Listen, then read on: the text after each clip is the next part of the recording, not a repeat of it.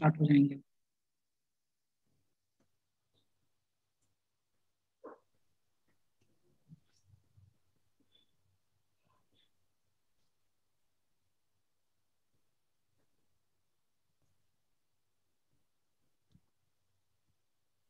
Participant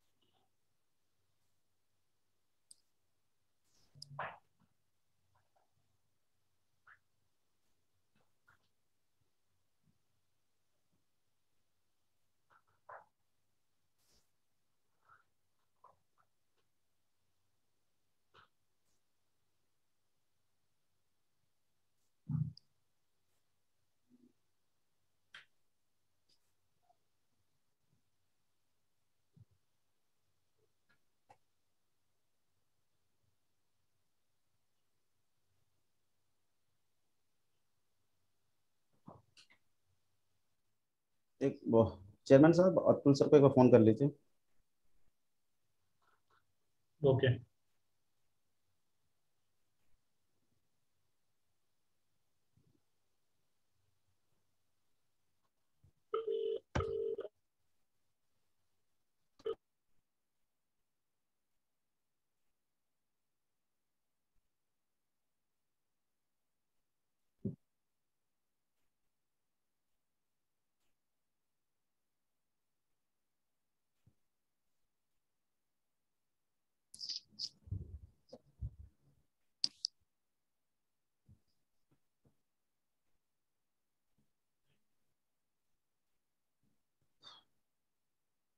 उत्तर नहीं दे रहा है, कृपया कुछ समय।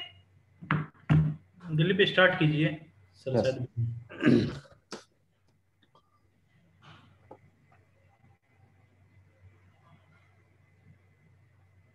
शायद should I start now, sir? Yes. Good afternoon to everyone.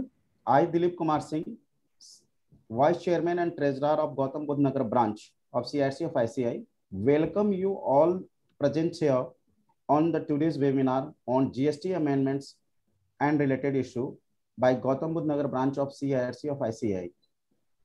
Now it's time to begin the webinar, and for this, let me introduce and welcome our panelists.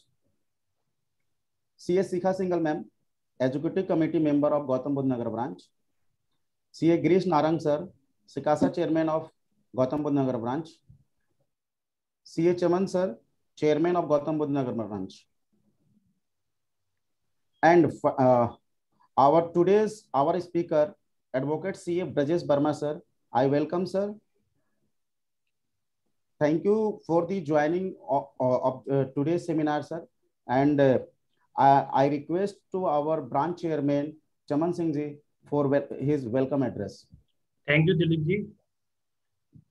Good afternoon everyone. मैं आप सभी का स्वागत करता हूं।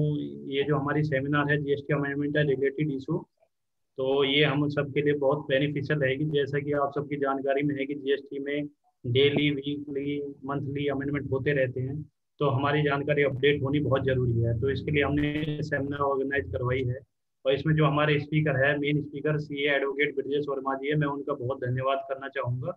और उनके साथ को स्पीकर सीए शौर्य गोयल जी है, उनका भी तहे दिल से धन्यवाद। तो ज़्यादा समय ना खराब करते हुए मैं सर से रिक्वेस्ट करूँगा कि सर स्टार्ट करें।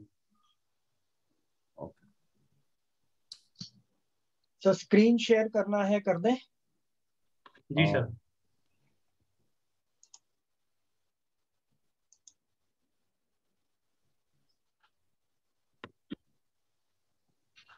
चेयरमैन सर विजिबल है?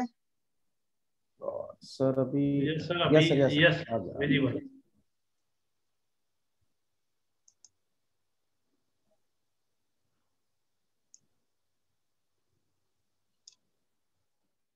नमस्कार Gautam Buddh Nagar branch, thank you, first of all thank you for inviting मी।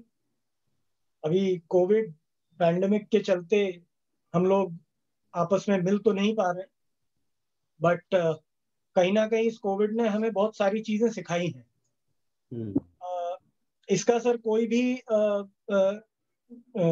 नारंग साहब, इसका कोई हम वो तो नहीं ले सकते कि कोविड अच्छा था, या तो कहने की कोई हिम्मत नहीं कर सकता।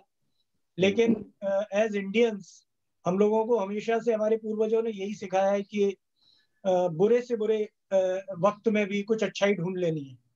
तो अच्छाई यही ढूंढा है कि एटलीस्ट हम लोग अपने घर वालों के और करीब आ गए हैं, घर पे रहने का समय मिल रहा है, बच्चों को समय दे पा रहे हैं, माता पिता को समय दे पा रहे हैं, एंड टेक्नोलॉजी को यूज करना हम लोग बहुत अच्छे से सीख गए।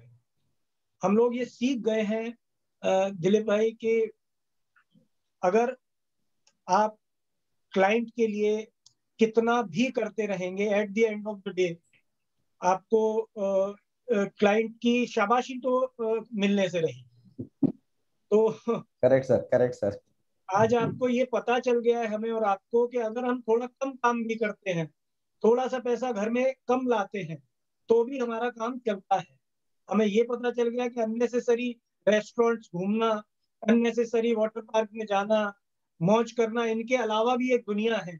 इन मूवीज के अलावा भी दुनिया है। पूरी पूरी की पूरी फिल्म इंडस्ट्री ओटीटी प्लेटफॉर्म पर आ गई है, सिनेमा नहीं जा रहे हैं। हालांकि इसमें एक का लॉस है, एक का फायदा है। हमें बस एक सब्सक्रिप्शन लेना है, हम सारी मूवीज देख रहे हैं। उधर एक्टर्स और सिनेमा थिएटर ओनर्स, इनके लिए बहुत बड़ी बड़ी प्रॉब्लम्स खड़ी हो गई इनके सर्वाइवल की। तो कोविड पैंडेमिक के चलते हम लोग, मैं तो बहुत धन्यवाद देना चाहूंगा, इनफैक्ट तारीफ करना चाहूंगा चमन सिंह जी और पूरी टीम, जिन्होंने बहुत अच्छे से इस सेमिनार को ऑर्गेनाइज किया है। धीरे धीरे पार्टिसिपेंट्स बढ़ भी पा रहे हैं। मेरा एक छोटा सा सवाल है चेयरमैन सर, ये गौतम बुद्ध नगर ब्रांच और नोएडा ब्रांच एक ही होती है क्या? एक ही है सर, ये पहले नोएडा ब्रांच ही है, गौतम बुद्ध नगर ब्रांच है। अच्छा, ओके, तो this is the Noida branch programme. जी जी जी। तो पता नहीं चलता ना साहब, योगी जी कब कब नाम बदल देते हैं। आई होप कि, क्योंकि हमने भी अब अपना नोएडा ऑफिस किया सेक्टर 56 में, तो अब हमने तो कार्ड भी छपवा लिए अपने विजिटिंग कार्ड नोएडा नाम से। अब कहीं उसको गौतम बुद्ध नगर नहीं करना पड़ जाएगा। तो शुरू करते हैं सर इसको। मेरे साथ हमने बेसिकली हो क्या रहा है सर, जितने भी हम लोग स्पीकर्स हैं और भी लोगों को देखा होगा, हम लोगों के लिए बड़ा एक चैलेंज हो जाता है। ऐसा लगता है हम खुद से बात कर रहे हैं, क्योंकि वहां जब इंटरेक्शन होता है सेमिनार के दौरान, तो आपसे हम 10 सवाल भी पूछते हैं, आपकी 10 क्वेरीज भी डायरेक्टली आती हैं। यहाँ तो एडमिन साहब जो है, उनके कंट्रोल में सब कुछ है। उन्होंने अगर किसी के मुंह पर जिप लगा दी तो लगा दी, वो बेचारा बोल भी नहीं सकता, मैसेज भी मना कर देते हैं, हाथ उठा नहीं सकते। तो क्लासरूम वाली फील जो आती है, तो हमने नया एक पिछली 2-3-4 सेमिनार से हम लोग ये नया कर रहे हैं कि हम लोग एक पैनल बना लेते हैं यहाँ पर। तो शौर्या अभी हमारी बहुत ब्राइट और यंग पार्टनर है, ये आपको थोड़े थोड़े चेंजेस बताएंगी, और जहां जहां मुझे लगेगा कि मेरे इनपुट्स देने हैं, जहां जहां कोई भी चीज इंपॉर्टेंट होगी, मैं आपके साथ शेयर करूंगा। I think we can start with the seminar. Yes sir. जैसा कि अभी स्टार्टिंग में ही चमन सर ने बोला कि बहुत सारे अमेंडमेंट्स आते हैं, तो अगर हम वैसे भी देखें, अगर ऑन एन एवरेज हमारे एक एक्ट में रेट नोटिफिकेशन वगैरह मिलाकर भी 80 नोटिफिकेशन ऑन एन एवरेज पूरे साल में निकल जाते हैं। अब जबकि अभी 5 साल हुए हैं, अभी 5 साल बाद भी जीएसटी की हालत है कि अगर आप सुबह उठ के देखें तो कोई ना कोई आपके पास ट्विटर होगा या लिंक्डइन पे ऐसा अपडेट होगा कि हाँ, ये नोटिफिकेशन आ चुका है।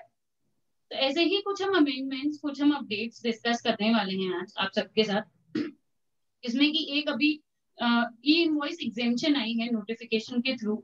इस एग्जेम्पशन में कुछ ऐसा है कि पहले ये एग्जेम्पशन कुछ लोगों के लिए थी, कुछ स्पेसिफाइड पर्सन के लिए थी, जैसे कि बैंकिंग हुए, आपके सिनेमा हॉल हुए, आपके पैसेंजर ट्रांसपोर्ट वगैरह हुए। बट अब वो गवर्नमेंट की सहूलियत के लिए वो गवर्नमेंट को भी दे दी गई है एग्जेम्पशन, और साथ में लोकल अथॉरिटीज को भी दे दी गई है। आगे चलेंगे हम। ये एक बहुत अच्छा अमेंडमेंट है, बहुत ही ज्यादा वेलकमिंग और मच नीडेड अमेंडमेंट है ई-वे बिल में। इसमें पहले जो वर्ड्स लिखे हुए थे एक्ट में वो कुछ इस प्रकार थे कि अगर कोई भी डिफॉल्ट होता है, अगर कोई भी कॉम्पोजिशन डीलर फॉर एग्जांपल कुछ 2 क्वार्टर के लिए रिटर्न नहीं फाइल करता है तो ई-वे बिल ब्लॉक हो जाते हैं। अगर नॉन कॉम्पोजिशन है, रेगुलर है, तो वो 6 महीने तक नहीं भरते हैं या 2 महीने तक नहीं भरते हैं, तो आपके ब्लॉक हो जाता है पोर्टल में या रजिस्ट्रेशन में दिक्कतें आती हैं। तो अब इसमें ये चेंज कर दिया गया है कि जब भी ऐसा ब्लॉकेज होता है तो पहले आउटवर्ड और इनवर्ड दोनों ही ब्लॉक हो जाते थे। ई-वे बिल ना ही आउटवर्ड के लिए हो पाते थे, और जो उस सप्लायर को परचेज करने के लिए ई-वे बिल जनरेट हो रहा है वो भी नहीं हो पाता था। गवर्नमेंट की अब जो चेंज के थ्रू मंशा रही है वो कुछ इस प्रकार है कि अब सिर्फ आप आउटवर्ड नहीं कर सकते ई-वे बिल, सो दैट जो गलती जिस इंसान की है सिर्फ उसी पे ही उसका भरपाई हो, रादर देन जो इंसान उस पे सेल कर सकता है उस पर। आगे चलेंगे हम। ये एक इसकी अगर हम हिस्ट्री कहें तो ऐसे कहते हैं कि जीएसटी 2017 में आया है, बट पर्सनली मेरा सर का और आई थिंक हमारे पूरे ऑफिस का मानना है कि जीएसटी 2017 में नहीं आया है। जीएसटी उस दिन आ चुका था जब एक्साइज एक्ट आया था, जीएसटी उस दिन आ चुका था जब सर्विस टैक्स आया था। ये आई थिंक ये एक ऐसा कॉन्सेप्ट है जो इस बात को प्रूव भी करेगा। सर्विस टैक्स के दौरान भी इस चीज को लेकर बहुत ज्यादा दिक्कत थी। ऐसे कहते हैं कॉन्सेप्ट ऑफ म्यूचुअलिटी, थोड़ा सा ब्रीफ में मैं डिस्कस करूंगी इसे सर्विस टैक्स के रेजीम में। जैसे पहले स्टार्टिंग में जो सर्विस टैक्स आया था उस टाइम प्री नेगेटिव लिस्ट जो रेजीम थी उसमें सिर्फ कुछ ही सर्विसेज स्पेसिफाइड थी, बाकी किसी पे सर्विस टैक्स नहीं लगता था। उस चीज पे जब ये सोसाइटीज हुए, जब कोऑपरेटिव सोसाइटीज हुए, क्लब्स हुए, इन चीज को लेकर जो मेंबर्स को वो अपनी सर्विसेज दे रहे हैं, तो इस सप्लाई या इस सर्विस जो इन दोनों के बीच में हो रही है इस चीज को लेकर बहुत ज्यादा कंफ्यूजन थे। अब उसके बाद जब पोस्ट नेगेटिव लिस्ट एरा है, जब कुछ ही नेगेटिव लिस्ट निकाल दी गई, बाकी सब पे सर्विस टैक्स लगा दिया गया। इस टाइम पर एक अमेंडमेंट हुआ जब सेक्शन आपके फाइनेंस एक्ट में 65 कैपिटल बी 44 एक्सप्लेनेशन उसमें ऐड कर दिया गया, जिसमें ये बताया गया था कि जो आपकी अनइनकॉर्पोरेटेड बॉडीज हैं वो अपने मेंबर्स से डिस्टिंक्ट पर्सन मानी जाएंगी। शायद यही एक चीज है जो हमारे जीएसटी एक्ट में डे 1 से कमी थी, जिसमें आपकी बिजनेस की डेफिनेशन में तो बकायदा लिखा हुआ था कि कोऑपरेटिव सोसाइटी, क्लब्स, ये सब हैं आपके बिजनेस में, बट लेकिन कहीं भी सेक्शन 7 जो एक गवर्निंग सेक्शन तो नहीं है बट बहुत ही वाइटल रोल प्ले करता है सप्लाई की डेफिनेशन के लिए या सप्लाई के स्कोप के लिए टू बी प्रिसाइज, तो उसमें ये चीज मिसिंग थी। तो अब ये जो चीज डाली गई है उससे सब चीजें क्लियर हो गई हैं, इस नोटिफिकेशन के थ्रू भी है, इस क्लेरिफिकेशन के थ्रू भी। इसमें डबल एक क्लॉज डाल दिया गया, उसके साथ में एक एक्सप्लेनेशन डाल दिया जिसमें ये लिखा गया है कि जो क्लब्स हैं, सोसाइटीज हैं, ये अपने मेंबर्स से डिस्टिंक्ट पर्सन माने जाएंगे, और अब जो सर्विसेज इसके बीच में हो रही हैं वो भी सप्लाई के अंदर आ जाएंगी और वो भी टैक्सेबल हो जाएंगी। यहाँ ये समझ लेना बहुत इम्पोर्टेंट है दिलीप साहब कि ये जो कॉन्सेप्ट ऑफ म्यूचुअलिटी है ये इसका बेसिक ओरिजिन होता है जो हमारा स्कोप ऑफ सप्लाई है वहीं से। फॉर एग्जांपल जो हमारा स्कोप ऑफ सप्लाई है सेक्शन 7 वो कहता है by one person to another it should be a supply between two people. Service tax में भी there should be a supply between two people, there should be a supply by one to another. ये basic with and substance था, लेकिन इसको change करते हुए और इसका स्कोप वाइड करते हुए इवन सर्विस टैक्स रेजीम में एक स्पेसिफिक एंट्री डाल दिया था, एक एक्सेप्शन कार्व आउट कर दिया था, जहां उन्होंने बोला एनी इनकॉर्पोरेटेड और unincorporated body and its members they will be treated to be distinct persons, and once you are treated to be distinct persons, so it will be the concept of mutuality goes away. Welcome Atul bhai. Dilip bhai, if you can take over for 5 minutes. Yes sir. Welcome sir. No sir, please carry on sir. Sir, please don't interrupt into the session sir. Oh, please sure. carry on sir. Sure. So the concept of I mutuality. request Vijay to please carry on. Sure. Sure, Atul. sir. So the concept of mutuality, it is one concept जहां पर उन्होंने ये बोल दिया कि अगर कोई club है या ये समझना दिलीप भाई बहुत इंपॉर्टेंट है, मैं रिक्वेस्ट करूंगा एटलीस्ट ब्रांच से कोई ना कोई एक अपना स्क्रीन ऑन रखे, क्योंकि बड़ा यूं लगता है अपने आप से ही बात कर रहे हैं। नो सर प्लीज, एटलीस्ट आप दिखते रहते तो लगता है कि कोई सो नहीं रहा। आजकल तो यही कॉन्सेप्ट हो गया ना, ऑन किया और सो गए, तो वो नहीं करना है। तो खैर यहाँ ये समझना बहुत जरूरी है सर कि पहले बहुत सारे केसेस हुए सर्विस टैक्स के टाइम, इवन सुप्रीम कोर्ट तक, बंकीपुर क्लब, बनारस क्लब, हम लोगों ने कई केसेस किए जहां हम जिता करके लेकर आए on the concept of mutuality.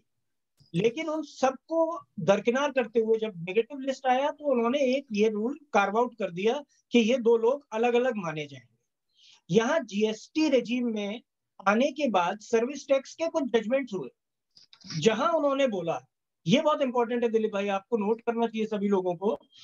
उन्होंने ये बोला, कोर्ट ने ये बोला कि आप अगर केवल मीटिंग एक्सपेंसेस लेते हो, जस्ट ट्राई एंड अंडरस्टैंड, हम लोगों का एक रोटरी क्लब है जहां हम पहले से कोई सब्सक्रिप्शन नहीं ले रहे, हम वहां मिलते हैं, जो भी बिल आता है हम पूल इन करते हैं, वहीं पर मीटिंग एक्सपेंसेस को मीट आउट कर देते हैं केवल, तो अभी भी जीएसटी नहीं लगेगा।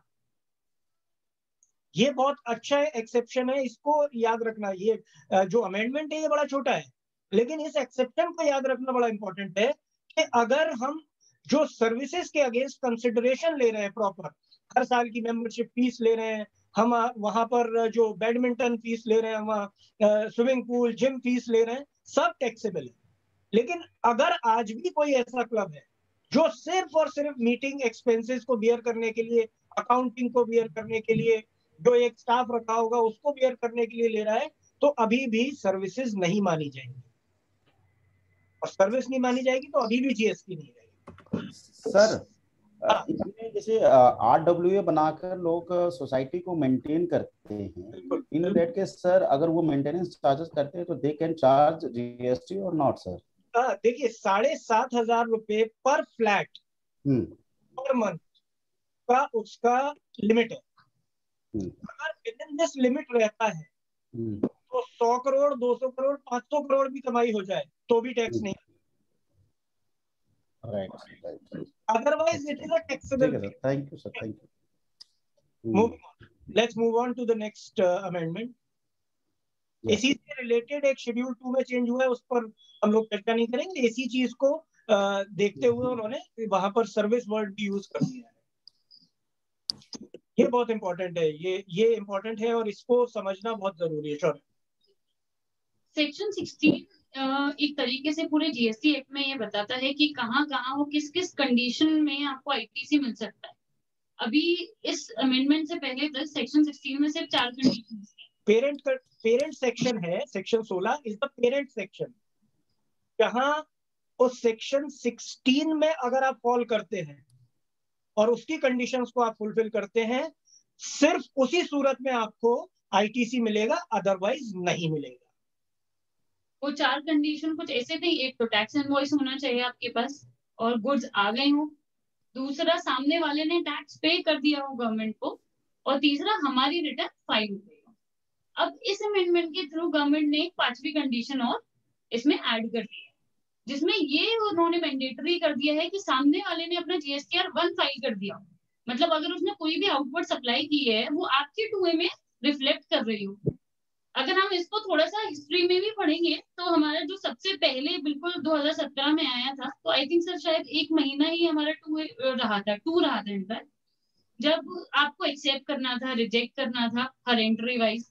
फिर उसके बाद आपकी प्रेस रिलीज आ गई थी, आई थिंक 18 अक्टूबर 2018 की थी, जिसमें ये बोल दिया था कि वो 2A आपका सिर्फ व्यू पर्पस के लिए, तो जिसका कुछ लोगों ने शायद गलत फायदा भी उठाया। फिर उसके बाद आपकी रिसेंटली अक्टूबर 2019 में आई एक नोटिफिकेशन, जिसके थ्रू आपको प्रोविजनल आईटीसी की कैपिंग कर दी गई। 41 के थ्रू आपको प्रोविजनल आईटीसी मिलता रहा, तो आपको कैपिंग कर दी 20% तक, वो 3 महीने चला। फिर नेक्स्ट 1 ईयर जनवरी से उसको 10% कर दिया, और अगर अभी आप देखेंगे तो ऑलमोस्ट आई थिंक नेग्लिजिबल ही बनता है जो 5% कर दिया गया, जो आज तक टिल डेट चल रहा है।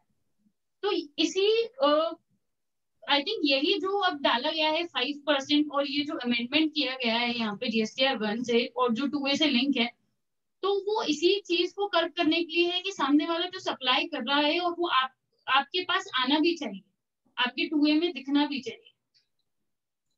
यहाँ दिलीप भाई ये सेक्शन 16 बहुत बहुत, हाँ आप कुछ पूछ रहे हैं? मैं इस एक्चुअली मैम जिन्होंने बताया कि अभी मैं इसमें एक क्वेश्चन है मेरा इसमें कि अगर सप्लायर ने GSTR 1 और 3B नहीं फाइल करता, बट जो रिसीवर ऑफ द गुड्स है वो सारा टैक्स इनवॉइस भी रख रहा है, पेमेंट भी कर दिया है। सर मैं आ रहा हूँ, उस पर आ रहा हूँ। हाँ। एक बार मेरा भी पूरा हो जाए उसके बाद आप जी। देखिए सेक्शन 16 शौर्य ने बिल्कुल ठीक बताया, ये मदर सेक्शन है, पेरेंट सेक्शन है, इसके बिना ITC चल नहीं सकता GST है। अब इशू क्या आ रहा है कि मेरे पास 4 चीजें जो अभी दिलीप जी ने बोला कि हमारे पास तो लगभग सब कुछ है, हमारे पास वैलिड टैक्स इनवॉइस है, हमारे पास गुड्स आ चुके या सर्विसेज आ चुके हैं, हमने अपना 3B फाइल कर दिया है, सामने वाले ने टैक्स नहीं दिया, क्या हुआ क्या नहीं हुआ इसकी हमें कोई जानकारी नहीं है। ये जो मुद्दा है, इसी मुद्दे के ऊपर अभी मेरे ख्याल से अतुल भाई को याद होगा बहुत अच्छे से, इसी मुद्दे के ऊपर हमने रायपुर में अभी एक लेक्चर लिया था। ये पूरा का पूरा कॉकस जो है सर, ये पूरा का पूरा फेक इनवॉइसिंग का कॉकस है। और जितना भी आप देखेंगे GST में आज की तारीख में जितने अमेंडमेंट्स हो रहे हैं, जितने भी इश्यूज आ रहे हैं, जितने भी जजमेंट्स हो रहे हैं, उसमें से 90% जजमेंट्स, 90% अमेंडमेंट्स, 90% जो स्ट्रिक्टनिंग हो रही है, जो स्ट्रिक्टनेस ला रहे हैं, वो सब ITC के लिए लेकर आ रहे हैं। A to Z सारा ITC के लिए 90%। तो ITC को रोकने के लिए, ITC का जो मिसयूज है उसको रोकने के लिए इन्होंने एक नई कंडीशन डाल दी। कंडीशन ये डाल दी सर कि 4 कंडीशन तो थी हमारे पास इनवॉइस होना चाहिए, हमारे पास गुड्स होना चाहिए, नंबर 3 हमारे जो सप्लायर है उसने टैक्स दे दिया हो, और नंबर 4 हमने 3B भर दिया हो। जो टैक्स दे दिया होगा इसके लिए उन्होंने बोला कि आप अभी सेक्शन 41 के हिसाब से प्रोविजनली ले लीजिए, क्योंकि आपको तो पता नहीं सामने वाले ने टैक्स दिया या नहीं दिया। अब उसी महीने आप ITC कैसे लेंगे? अदरवाइज आपका ITC चेयरमैन सर 1 महीना डिले हो जाएगा। अगर क्योंकि मे का जो टैक्स है वो मेरा सप्लायर भी जून में पे कर रहा है, अगर उसके पे करने के बाद लूंगा तो मेरे को जून में लेना पड़ेगा वो ITC, तो मेरा इंटरेस्ट लॉस होगा, मेरा फंड्स ब्लॉकेज होगी। उसके लिए उन्होंने बोला सेक्शन 41 के अंदर कि आप इसको प्रोविजनली इसी महीने ले लीजिए इस ITC को, तो उन्होंने ये अलाउ किया। अब उन्होंने 5th कंडीशन डाल दी है कि the supplier must have uploaded all the related invoices on his GSTR 1। अब जैसे ही वो GSTR 1 करेगा, और वहां है मैनर प्रिस्क्राइब्ड अंडर सेक्शन 37 पढ़ना बहुत जरूरी है कि यही बारीकियों से चेंज आते हैं। मेरे ख्याल से गिरीश साहब यहाँ बैठे हैं, सभी लोग सीनियर्स बैठे हैं यहाँ पर, आप और हम यहाँ लॉ डिस्कस करने तो बैठे ही नहीं है, क्योंकि लॉ आज बच्चे को रटा हुआ है। जो भी नया अगर कोई एंट्रेंट भी है CA प्रोफेशन में, उसने GST पढ़ लिया है। हम बात कर रहे हैं बारीकियों की। अब सेक्शन 37 जब आप देखते हैं, मैनर प्रिस्क्राइब्ड अंडर सेक्शन 37, तो उसमें मैनर यही है कि 13 तारीख के बाद आप 1 फाइल नहीं कर पाओगे। कर तो दोगे लेकिन वो माना नहीं जाएगा, उसे आपका लेट माना जाएगा। इसीलिए आपने देखा होगा कि 2B 13th को जनरेट होता है। तो इस बात का मतलब जो 5th कंडीशन है, इसको आपको 2A से नहीं लेना है, इसको आपको 2B से लेना है। और जब अगर आपके 2B में आ गया, अब आप पूछेंगे भाई 2B में आ गया हो, इसका फंडा कैसे चलता है सर फेक इनवॉइसिंग का चेयरमैन सर? कि मैंने आपको माल बेचा या इनवॉइस दिया, वो इनवॉइस मैंने उठा करके अपने 1 में डाल दिया, आपको आपके 2A में दिख गया, आपने ITC ले लिया, मैंने अपनी दुकान बंद किया, ताला लगाया, मैं भाग गया, करोड़ों रुपए का चूना लगा के मैं भाग गया। अब उन्होंने क्या बोला, इसके बाद एक चेंज आया है, इसी के साथ जो 5th कंडीशन डाली है, इसी के साथ उन्होंने एक चेंज और किया है सेक्शन 75 में। अभी हम लोग वो भी बताएंगे, लेकिन अभी आपको ब्रीफ कर देता हूं। सेक्शन 75 सबसेक्शन 12 में उन्होंने बोल दिया है, और ये बहुत स्ट्रॉन्ग अमेंडमेंट है, इसको समझ लेना और इसको जान लेना बहुत बहुत ज्यादा इंपॉर्टेंट है। उन्होंने ये बिल्कुल क्लियर कर दिया दैट अगर आपने GSTR 1 फाइल किया है, आपने एक एक्स अमाउंट, आपने 10 लाख रुपए का GSTR 1 फाइल किया है, 10 लाख टैक्स लायबिलिटी दिखाया है उसमें, और अगर आपने 10 लाख का 3B नहीं भरा, 3B फाइल नहीं किया, तो आपको शो कॉज नोटिस भी नहीं देंगे, वो डायरेक्ट रिकवरी करने घर पहुंच जाएंगे। और रिकवरी इतनी स्ट्रॉन्ग कर दी है, रिकवरी आपसे भी हो सकती है, आपके रिलेटेड पार्टी से भी हो सकती है, आपके बैंक अकाउंट भी अटैच हो सकते हैं, आपका डेटर भी अटैच हो सकता है, आपकी प्रॉपर्टीज भी अटैच हो सकती है। तो अब आप इसका चेन देखिए, मैं ITC कब लूंगा, जब आप ITC के लिए मुझे एलिजिबल करेंगे, यानी आप अपना GSTR 1 फाइल करेंगे। आप अपना अगर GSTR 1 फाइल करेंगे तो आपके लिए मैंडेटरी हो गया कि आप अपना 3B फाइल करें। अगर आपने 1 भरना बंद कर दिया तो आपका रजिस्ट्रेशन सस्पेंड हो जाएगा 2 महीने में। अगर आपने 3B नहीं भरा तो आप इनवॉइस ही नहीं काट पाएंगे, आपके ई-वे कैंसिल हो जाएंगे। जो सारा है, हमें जो अगर लॉ देखना, अभी सारे अमेंडमेंट्स आएंगे, आप देखेंगे जितना भी अमेंडमेंट्स है, जितने भी अमेंडमेंट्स हैं, मैं जब ये कहता हूं तो कई लोग मुझे कहते हैं कि सर आप ये कह कैसे रहे हैं। मैं ये मानता हूं कि इससे ज्यादा ब्यूटीफुल लॉ, इससे ज्यादा क्लियर लॉ कहीं नहीं है।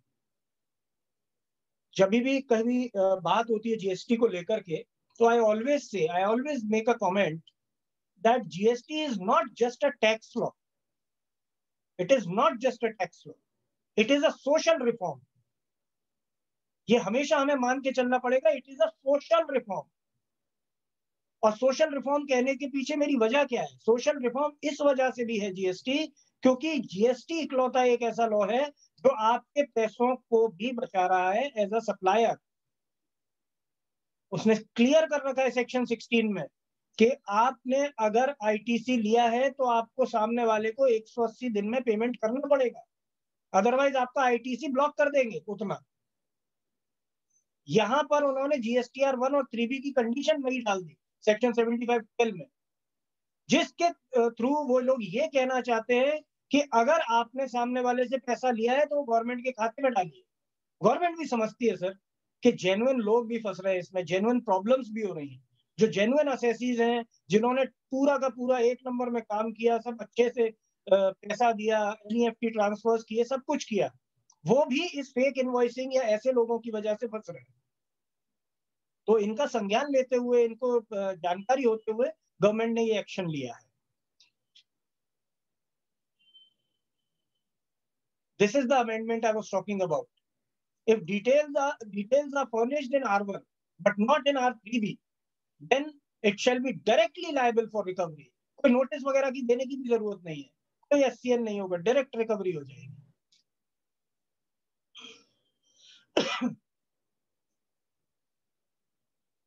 इनफैक्ट देखा जाए तो जैसे रूल 21 में भी दोनों ही लोगों पे रिस्ट्रिक्शन लगाने की कोशिश की है। जैसे जो सप्लायर है उसके लिए भी एक क्लॉज है जो अभी सर बात कर रहे थे, और एक रेसिपिएंट के लिए भी एक क्लॉज है कि अगर आपने सेक्शन 16 के अकॉर्डिंग ITC नहीं लिया तो आपके लिए भी एक प्रॉब्लम है, और अगर आपने 1 भरा पर 3B में टैक्स नहीं भरा तो आपके लिए भी प्रॉब्लम है। तो दोनों ही लोग, चाहे रेसिपिएंट हो चाहे सप्लायर हो, जो भी इस चीज में फेक इनवॉइसेस में आगे हैं या जो उनका इन्वॉल्वमेंट है, उन दोनों को ही इसके थ्रू पकड़ा जाएगा।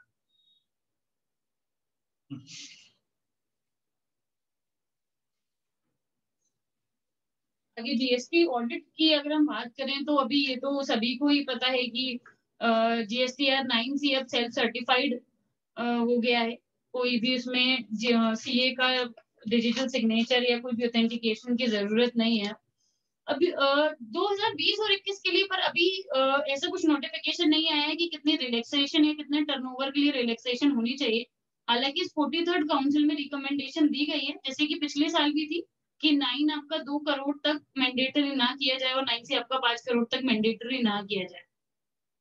ऑल इन ऑल अभी 20-21 में तो हमको ऑडिट करना है।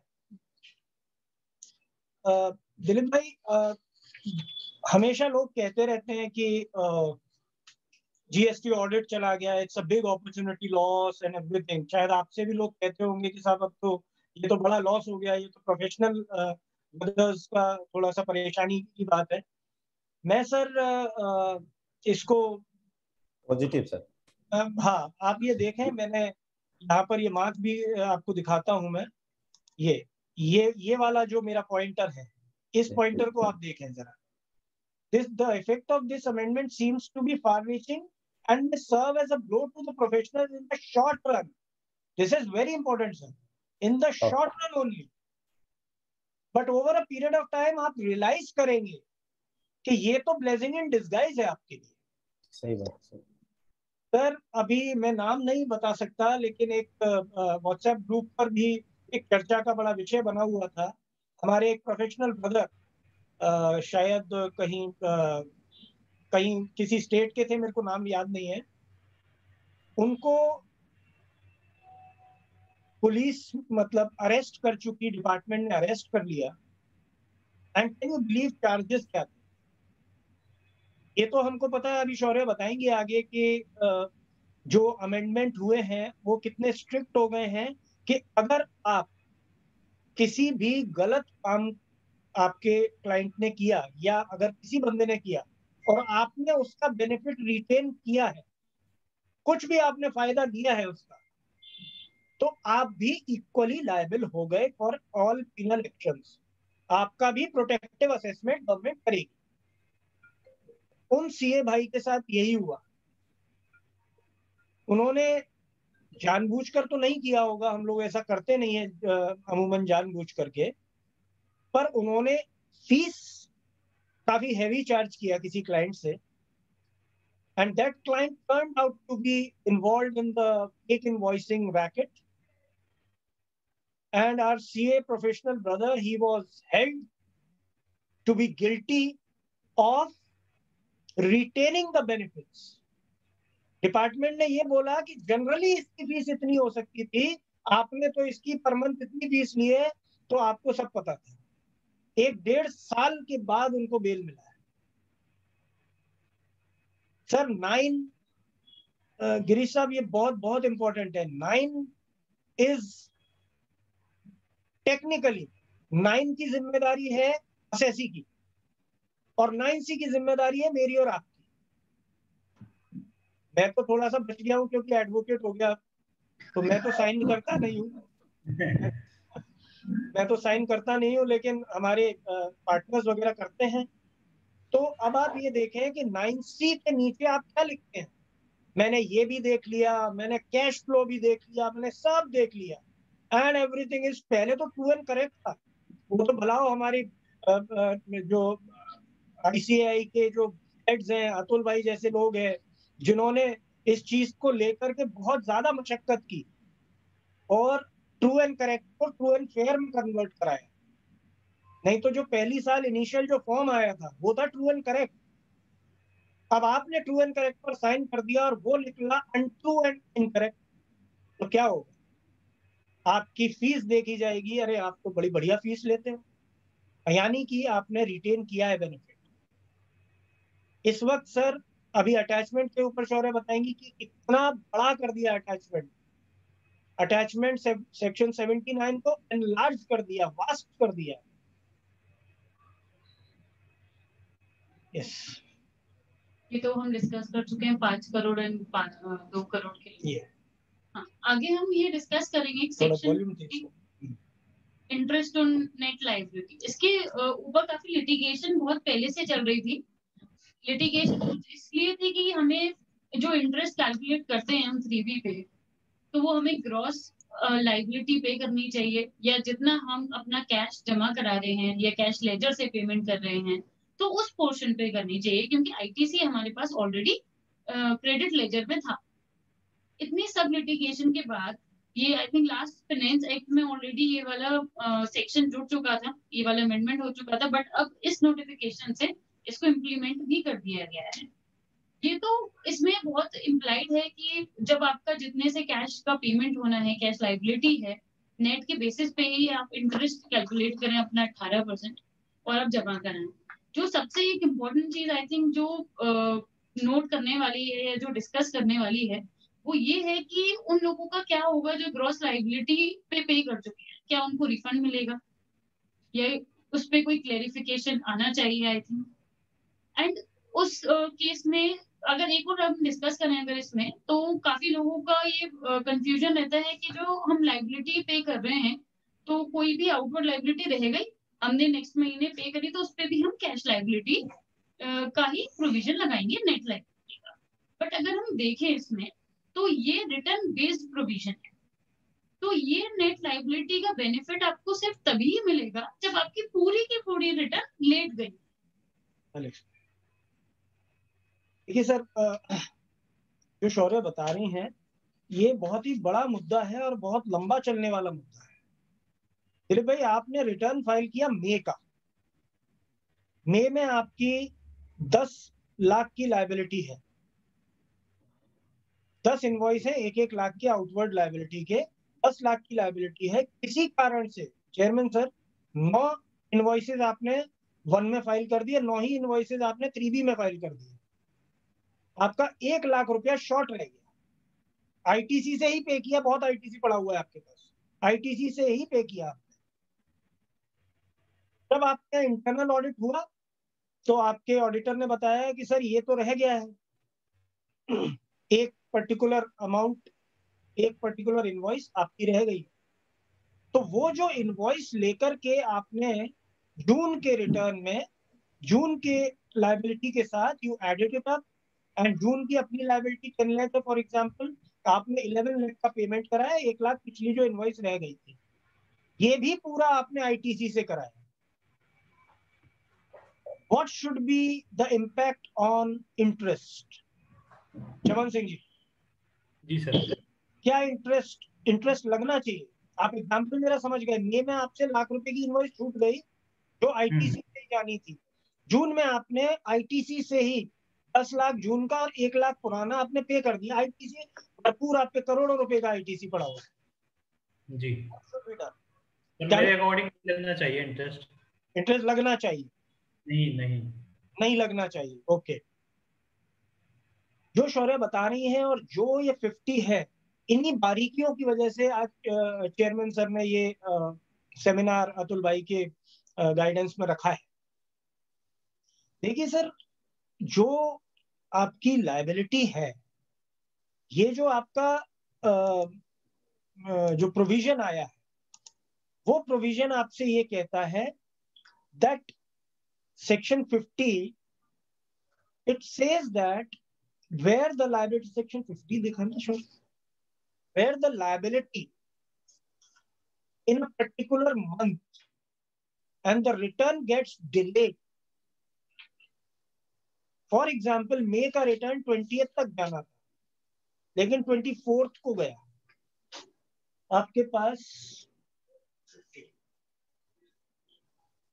provided that, मैं प्रोविजन पढ़ रहा हूँ, provided that the interest on tax payable in respect of supplies made during a tax period, and ये बहुत important है chairman sir, and declared in the return for the said period furnished after the due date,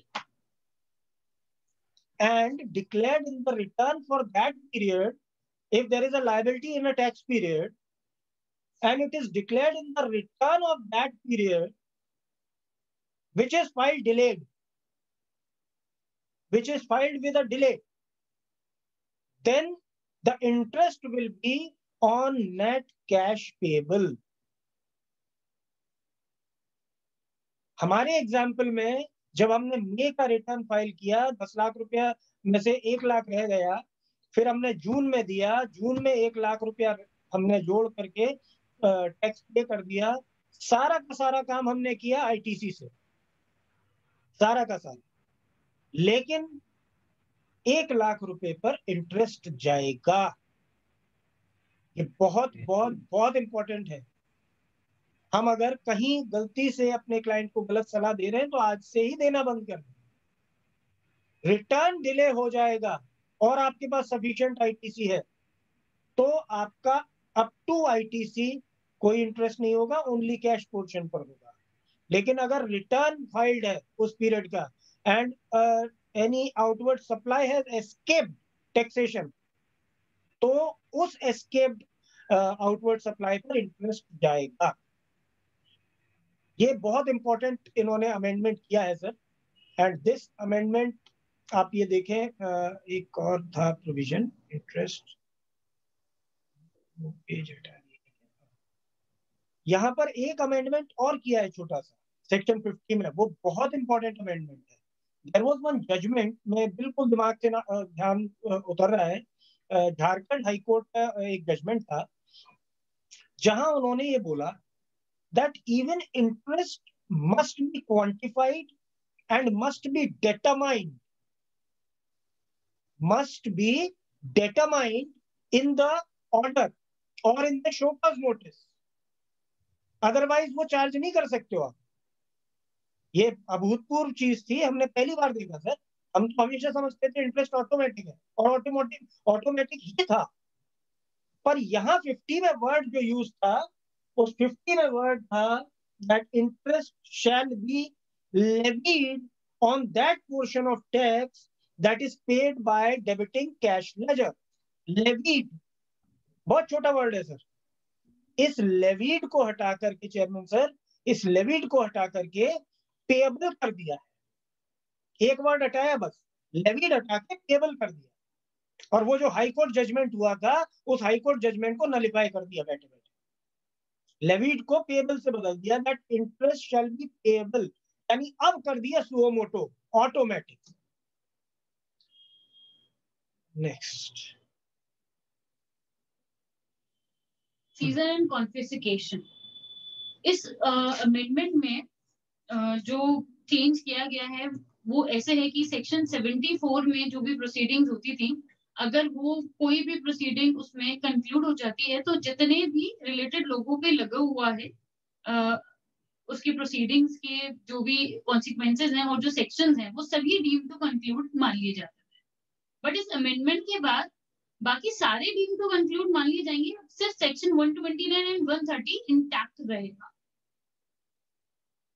74 basically लगता ही है fraud cases में, 73 normal cases में लगता है, show cause आता है और शोकॉज के बाद हम लोग जवाब देते हैं। 74 में भी सेम होता है, लोगों का प्रोटेक्टिव असेसमेंट भी होता है।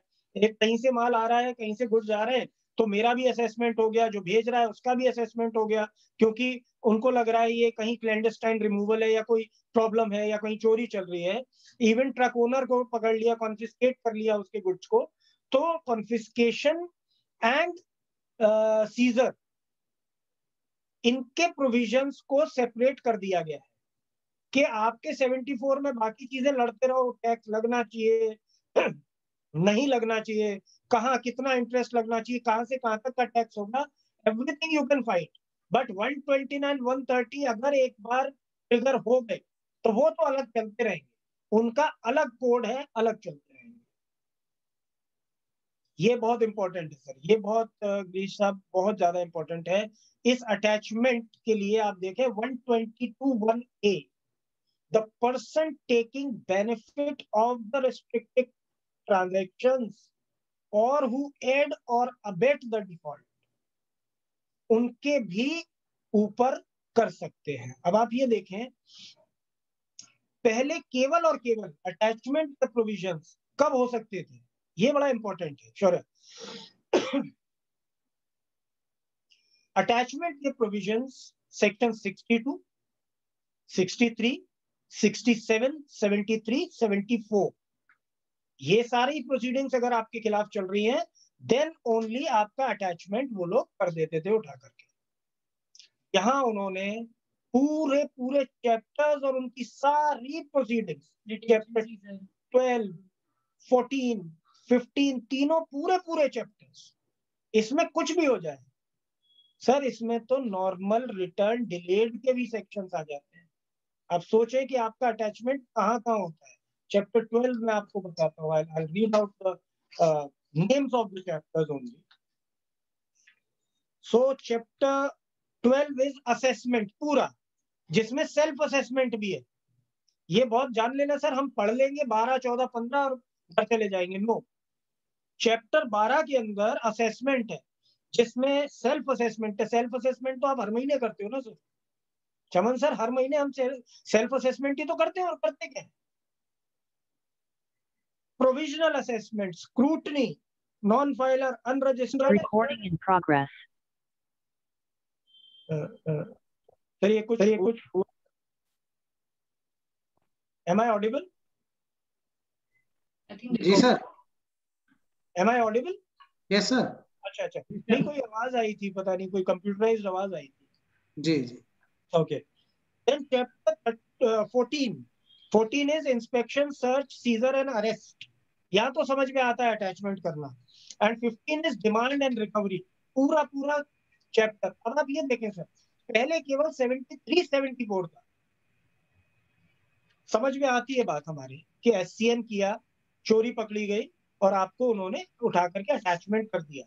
लेकिन यहाँ तो टैक्स आप कलेक्ट करते हैं और पे नहीं कर पाते गवर्नमेंट को। अब आप देखिए कहां से कहां जोड़ना पड़ेगा गिरीश साहब, कहां से कहां जोड़ना पड़ेगा। 75-12 में जो अमेंडमेंट हुआ वो अटैचमेंट और रिकवरी पर जाता है कि अगर आपने R1 किया और 3 भी नहीं किया, आपकी रिकवरी निकाल देंगे।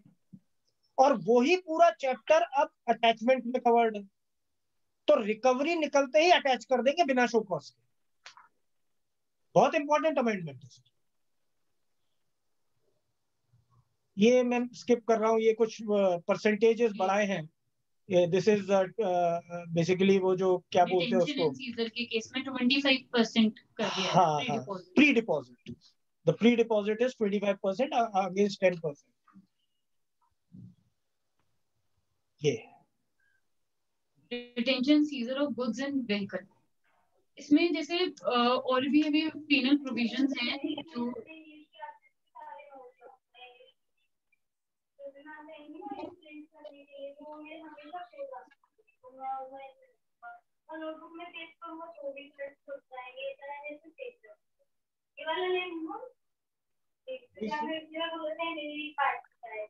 गिरीश साहब जरा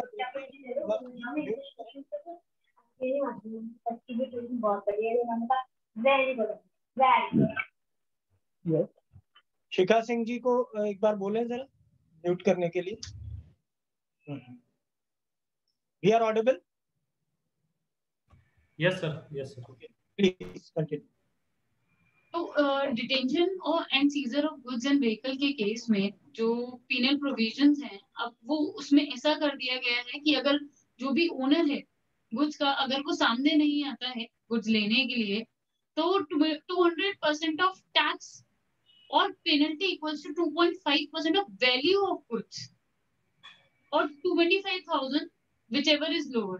एक इम्पोर्टेंट चीज है इसमें 2.5% ऑफ वैल्यू ऑफ गुड्स है, ना कि टैक्स का या किसी पेनल्टी के लिए। और अगर कोई ओनर नहीं आता है तो 50% ऑफ वैल्यू ऑफ गुड्स और 200% of tax whichever is higher taxable goods के केस में। और अगर एग्जेम्प्ट हैं तो भी 5% ऑफ वैल्यू ऑफ गुड्स है और 25,000 whichever is lower। इसमें और भी एक दो इम्पोर्टेंट चीजें हैं, जैसे कि एक इसमें ये है कि अगर जो भी कन्फिस्केशन होता है, लोगों की ट्रांसपोर्टर है, गाड़ी रोक ली जाती है, तो उस केस में किसी के पास सिर्फ 1-2 ट्रक ही हैं, तो उन लोगों को बहुत ही मुश्किल होता है कि वो भी कॉन्फिस्केट हो गया। तो उनके लिए एक रिलीफ ये दिया गया है कि आप 1 लाख रुपए जमा कराओ और एटलीस्ट अपना ट्रक ले जाइए। देखिए सर, जितना भी ये जो अमेंडमेंट है चेयरमैन सर, ये बहुत ज्यादा फार रीचिंग अमेंडमेंट है। मैं इसको थोड़ा सा वेलकम अमेंडमेंट जरूर बोलूंगा। जब लोग मेरे मुंह से ये सुनते हैं कि यार 200% पेनल्टी कर दिया और आप कह रहे हो ये वेलकम अमेंडमेंट, लेकिन मैं इसका दूसरा पहलू देख रहा हूं। आज तक होता क्या है सर, आपका ट्रक पकड़ा जाता है, ट्रक पकड़ने के बाद आपसे tax and penalty, 100% tax 100% penalty वो आपसे पे कराते हैं और आपका ट्रक तब जाकर के छूटता है। फिर आप अपील में जाते हैं, लड़ते हैं, कभी आप जीत सकते हैं या हार सकते हैं। 90% तो अभी तक ये वाले केसेस कोई जीत नहीं पाया, ई वे बिल वाले या ई वे बिल एक्सपायर हो गया। यहाँ जो वेलकम अमेंडमेंट की बात मैं कर रहा हूं कि वेलकम अमेंडमेंट क्यों है सर, यहाँ सेक्शन 17 सबसेक्शन 5 नोट कर ले, जितने लोग नोट करना चाहें। मैं अपने से बड़ों से तो आग्रह कर सकता हूँ, छोटों को फिर भी मैं, अगर कोई छोटे हों मुझसे और इस वेबिनार को अटेंड कर रहे हो, उनसे मैं जरूर आदेश भी कर सकता हूँ बड़ा होने के नाते कि आप इसको जरूर नोट करें कि मैं ये लिंक कौन सा बैठा रहा हूँ। सेक्शन 17 सबसेक्शन 5 के अंदर क्लियरली मेंशन्ड है that 17.5 वहाँ 17.5 is the blockage of credit, कि आपको किन किन चीजों पर आईटीसी नहीं मिलेगा। आईटीसी नहीं मिलेगा उसमें लास्ट पॉइंट है 17.5I small I, any tax paid in accordance with the section 74, 129 and 130, इसका आईटीसी नहीं मिलेगा। चमन जी, आप अब इसकी इंपॉर्टेंस को समझते जा रहे हैं। वहां उन्होंने कह दिया कि अगर आप टैक्स कोई भी पे करते हो 74, 129, 130, गुड्स किस सेक्शन में रोके जाते हैं सर? कॉन्फिस्केशन, व्हीकल डिटेन जो होता है 129 एंड 30 में होता है सर। उसका जो टैक्स आप पे करेंगे उसका आईटीसी कैसे लेंगे? सामने वाला आपको डबल मार पड़ने वाली थी ना।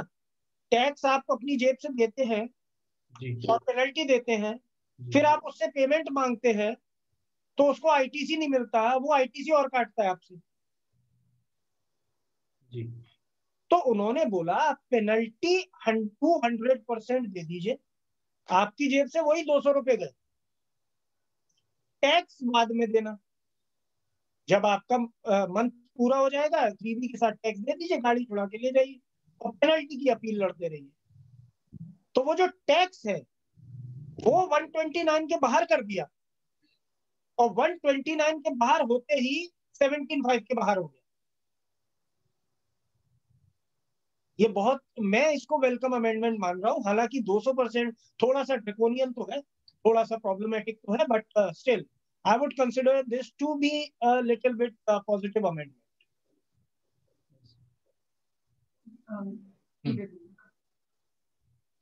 ये देखने में तो बहुत छोटा सा अमेंडमेंट लगता है कि ईवे बिल में 100 किलोमीटर से 200 किलोमीटर बढ़ा दिए, बट लेकिन अगर हम इसका इफेक्ट देखें, अभी जैसा सर ने भी डिस्कस किया कि इतना ज्यादा ड्रैकोनियन प्रोविजन कर दिया है, हर चीज इतनी ज्यादा रेस्ट्रिक्ट कर दी है, डिटेंशन से लेकर अटैचमेंट तक, नॉर्मल सेल्फ असेसमेंट, स्क्रूटनी वगैरह को भी मिला दिया है अटैचमेंट से, रिकवरी से, और उस केस में भी ईवे बिल की जो किलोमीटर्स की रेंज है वो भी बढ़ाती है। अब उस पर्टिकुलर पीरियड तक, फॉर एग्जांपल एक ही दिन में अब कोई ट्रक कैसे तो सुबह निकल के 200 किलोमीटर चल के अगर पहुंच जाए और अगर नहीं पहुंचता है तो बीच में ही उसका डिटेंशन हो जाए, तो अगर हम इन दोनों बातों को लिंक करें तो बहुत ही ज्यादा ड्रैकोनियन ये प्रोविजन प्रूव हो सकता है टैक्स पेयर्स के लिए।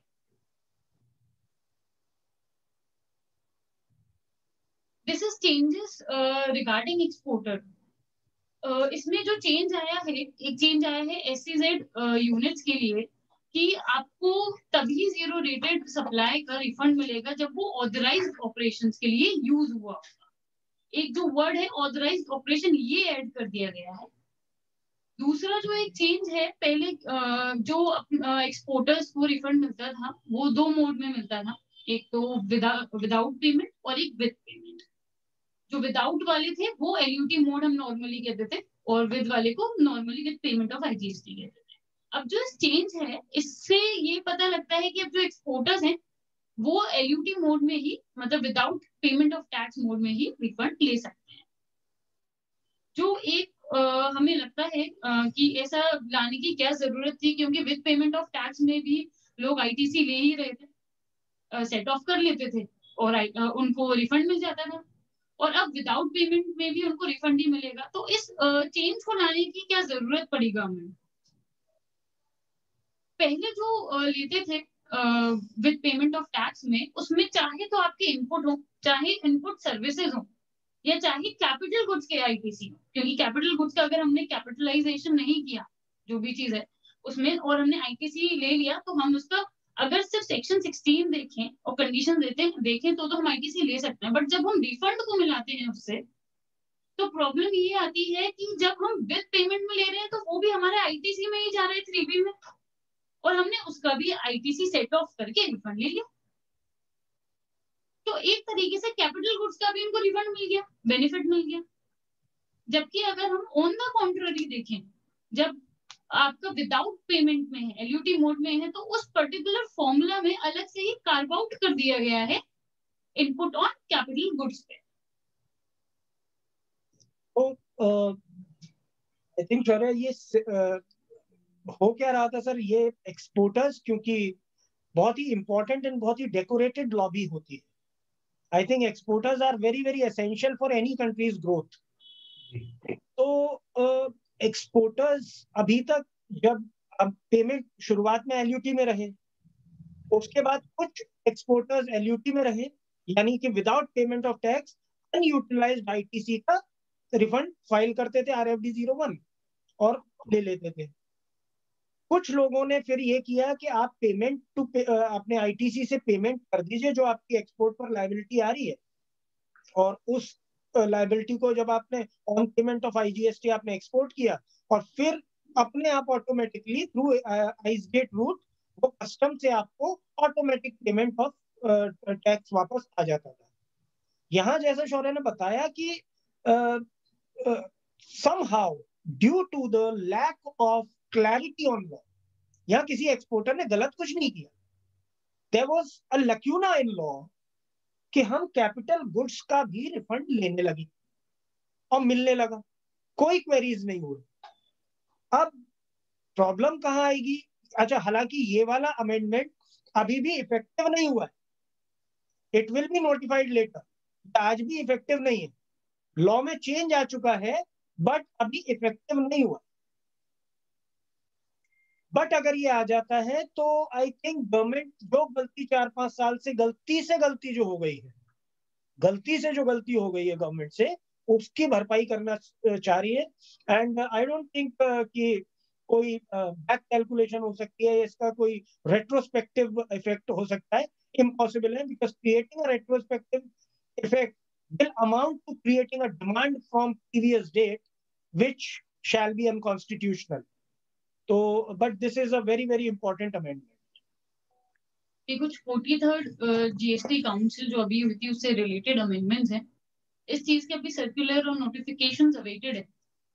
इसमें अभी 44th GST काउंसिल मीटिंग कल है, तो आई थिंक मैं सभी को काम कर दूं तो वो सभी लोग उसको निगाह रखिएगा। उसमें जनरली तो कोविड रिलेटेड ही बातें आएंगी, बट कुछ चीजों को वी आर एक्सपेक्टिंग। एक 22nd GST काउंसिल में कुछ बात कही गई थी, एक 180 डेज वाली, तो वो सारी बातों को वी आर एक्सपेक्टिंग कि यहाँ पर कुछ क्लैरिटी आए। बेसिकली वो आपने इंक्लूड किया हुआ है ना स्लाइड में? ठीक, चलिए। तो इसमें अगर कोई भी इंपोर्ट करते हैं फ्री डिस्ट्रीब्यूशन टू गवर्नमेंट के लिए, जैसे NGOs होते हैं, तो उनके लिए ये IGST एग्जेम्पशन की बात की गई है। और एक ये ड्रग है एम्फोटेरिसिन B ब्लैक फंगस के लिए, इसको भी एग्जेम्पशन की बात की गई है अभी। हालांकि इन दोनों के लिए नोटिफिकेशन अवेटेड।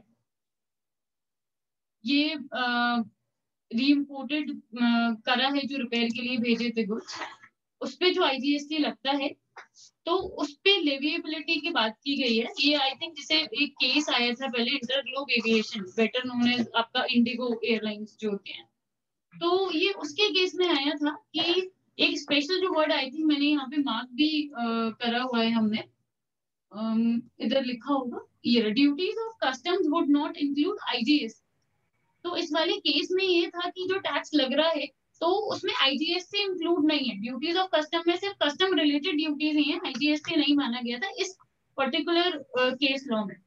तो उसी का सहारा लेते हुए आईजीएसटी को एग्जाम मान लिया गया था। तो अब इस चीज पे बहुत क्लेरिफिकेशन आने के चांसेस हैं कि इस चीज जो रिपेयर वैल्यू है उस पे आईजीएसटी लग जाएगी।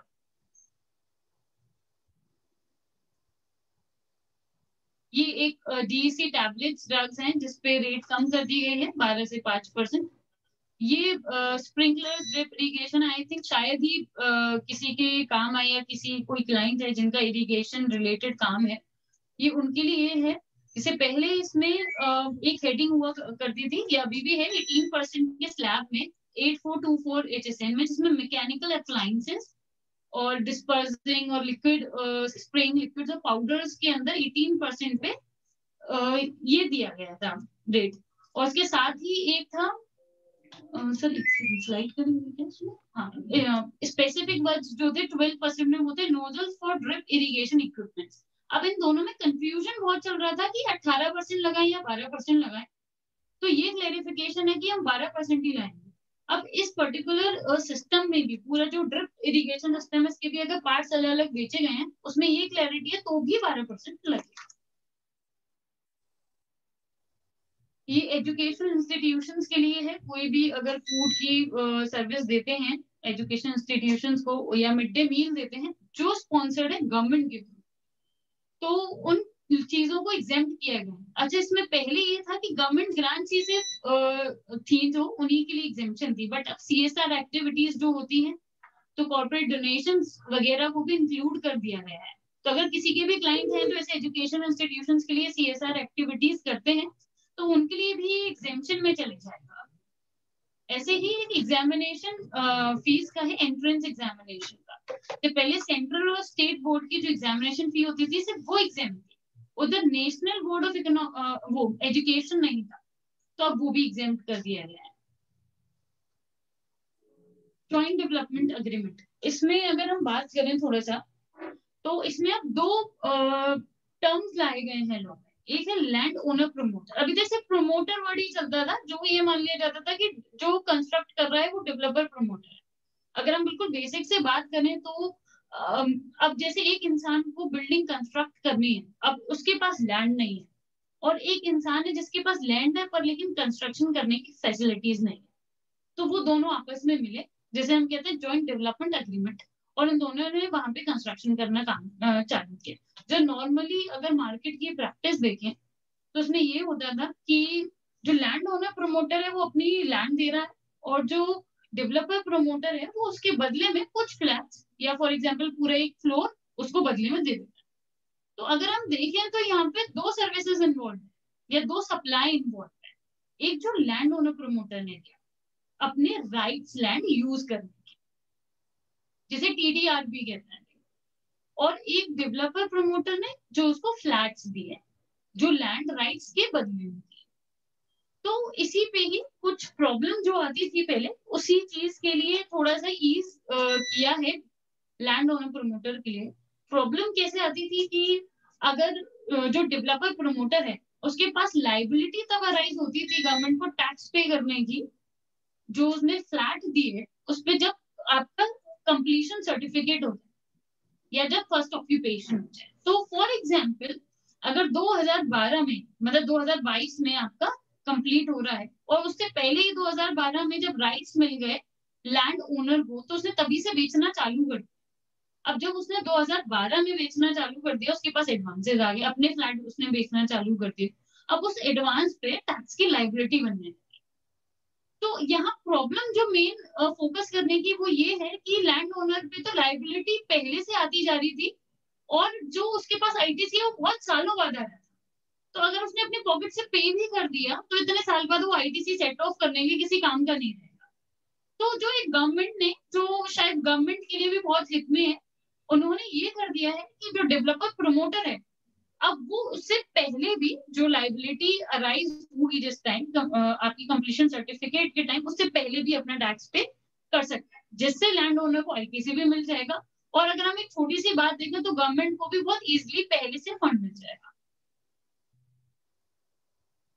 ये maintenance, repair and overall services है। ये एक अमेंडमेंट पिछले साल आई थिंक एयरक्राफ्ट में आया था, वही है 18 से 5% कर दिया गया है।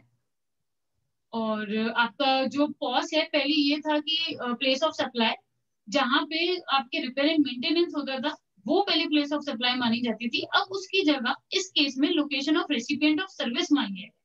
अब एक तरीके से देखें, अगर किसी फॉरेन शिप का रिपेयर एंड मेंटेनेंस इंडिया में हुआ है तो वो अब रेसिपिएंट ऑफ सर्विस हो गई आपका फॉरेनर, तो एक तरीके से वो आपके एक्सपोर्ट ऑफ सर्विस मान लेंगे। तो काफी आई थिंक मार्केट में कंपटीशन बहुत अच्छे से कर पाएगी हमारी इंडियन मार्केट, इसीलिए ये नोटिफिकेशन लाया गया है। ये एक नॉर्मल सा है। ये है एन्युटी पे। इसमें अगर बात करें तो 22nd मीटिंग में एक रिकमेंडेशन आई थी, जिसके टाइम पे ये था कि अगर आप कंस्ट्रक्शन है आपके रोड का, उसके लिए जो एन्युटी मिल रही है वो एग्जैक्ट है। जबकि जो इसके एवज में जो नोटिफिकेशन आया, वो नोटिफिकेशन ऐसा था कि by services by way of access to a road or a bridge on payment of annuity, access to a road or a bridge, उसके लिए एग्जेम्पशन था। और फिर उसके बाद एक एडवांस रूलिंग दी गई एनएम हाईवेज, जिसमें नोटिफिकेशन की बजाय उल्टा जीएसटी डिसीजन हुआ था, जो जीएसटी काउंसिल की रिकमेंडेशन थी उस पे फोकस करते हुए कंस्ट्रक्शन पे एग्जेम्पशन कर दिया गया। अब इस चीज को लेकर बहुत कंफ्यूजन है अभी भी। आई थिंक जब नोटिफिकेशन आएगा तब और ज्यादा इसकी क्लैरिटी आएगी कि एक्चुअली कंस्ट्रक्शन को लेकर है या by way of access to a road और ब्रिज है। एक ये बहुत छोटा सा है कि अगर किसी भी बिजनेस ने गवर्नमेंट एंटिटी को रोपवे बनाने की सर्विस दी है तो उस पर अब 18% टैक्स लगेगा।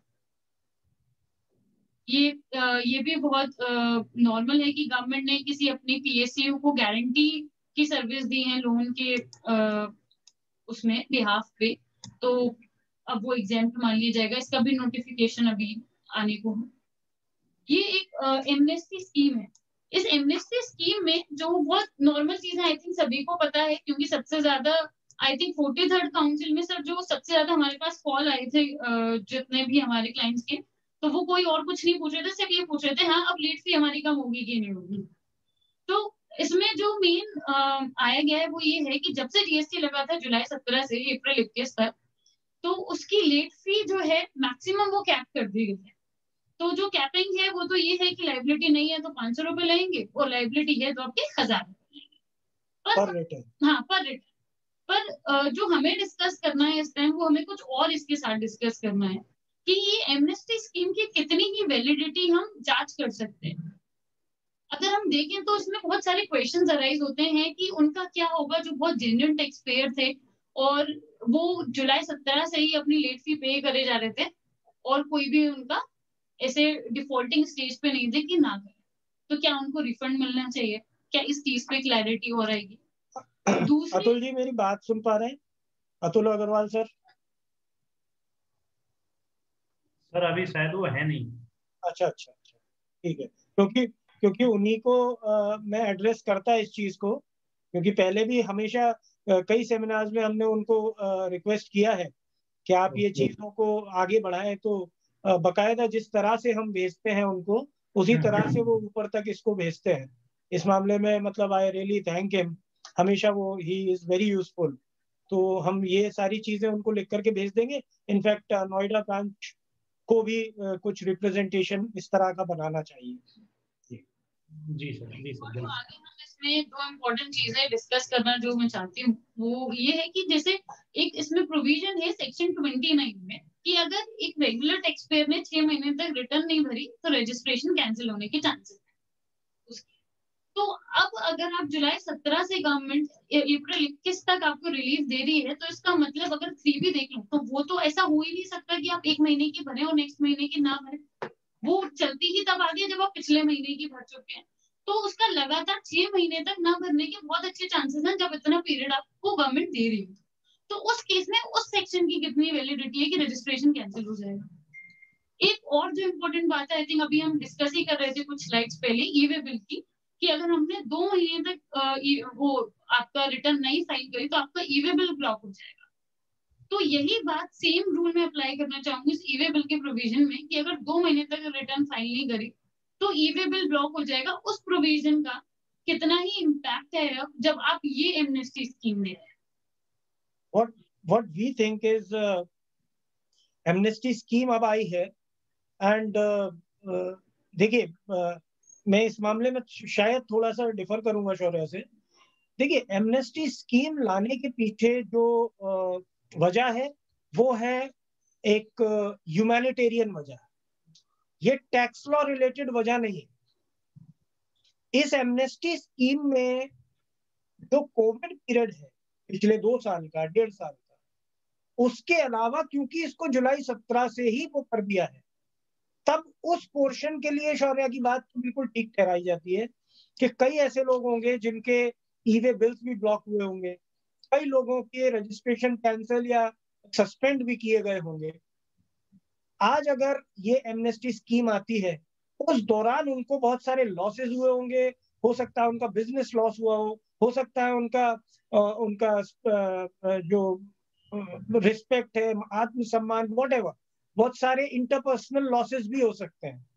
सो I think when this amnesty scheme comes off and on, या तो एक लंबा ब्लैंकेट बना दें कि जी आने वाले और 2 साल तक हम कोई लेट फी नहीं लेंगे, लेकिन जब ये पोस्ट फैक्टो एमनेस्टी स्कीम आती है तो उससे I am very sure that an honest tax payer he starts feeling a bit cheated and a bit dejected.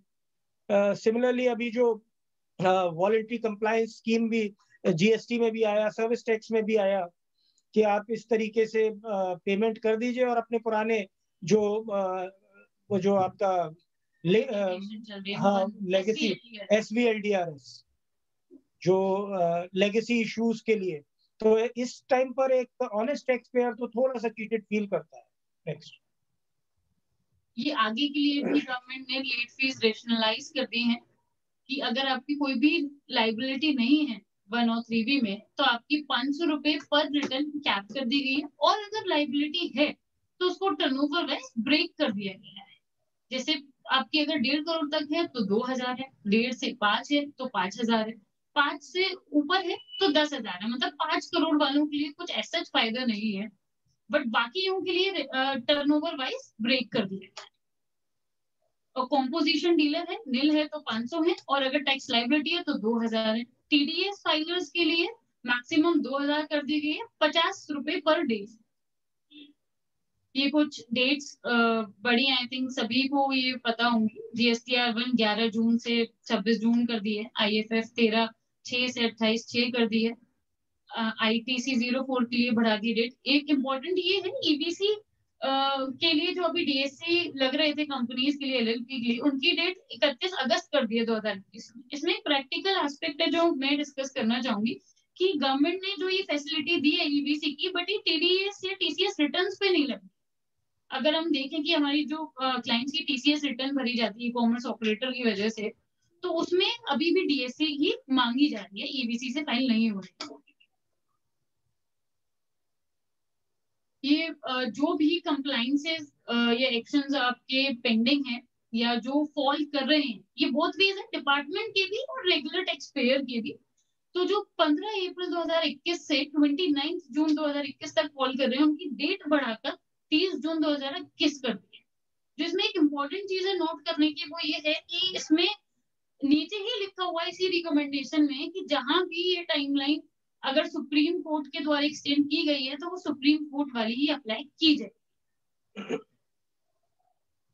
ये कुछ एक्सक्लूजन्स थे। ये अब रेट के लिए भी, इंटरेस्ट रेट के लिए भी उन्होंने थोड़ा बेनिफिट दिया है 15-15 दिन का। मार्च के लिए 15 दिन तक कुछ नहीं है, फिर नेक्स्ट 15 दिन तक 9% है, फिर ऐसे ही उसमें मार्च में 60 दिन की रिलीफ दी है, अप्रैल में 45 डेज की दी है, मई में 30 दिन की है। ये सब स्मॉल टैक्स पेयर्स के लिए, ऐसे ही 5 करोड़ से ऊपर वालों के लिए है।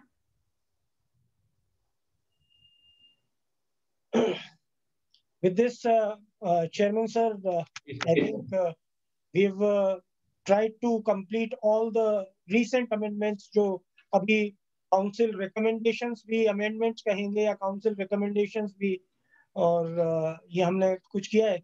कुछ छोटे छोटे बर्निंग इश्यूज, एक 10 मिनट का समय और लूंगा। जी सर, जी सर।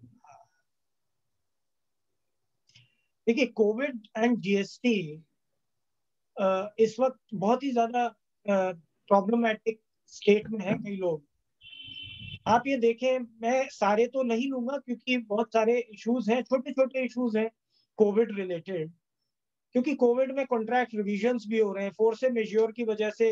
आप जो रेंट है, कई बार आपने एडवांस लिया रेंट और एडवांस रेंट लिया फिर, लेकिन उसके बाद आपने रेंट का रेमिशन कर दिया, तो उन सारी चीजों को लेकर के थोड़ा कंटिन्यूस सप्लाई ऑफ सर्विसेज के केस में, तो क्या वो पोस्ट सप्लाई डिस्काउंट मान लिया जाएगा? क्योंकि सेक्शन 15 में पोस्ट सप्लाई डिस्काउंट के लिए बड़े स्ट्रिक्ट रूल्स हैं।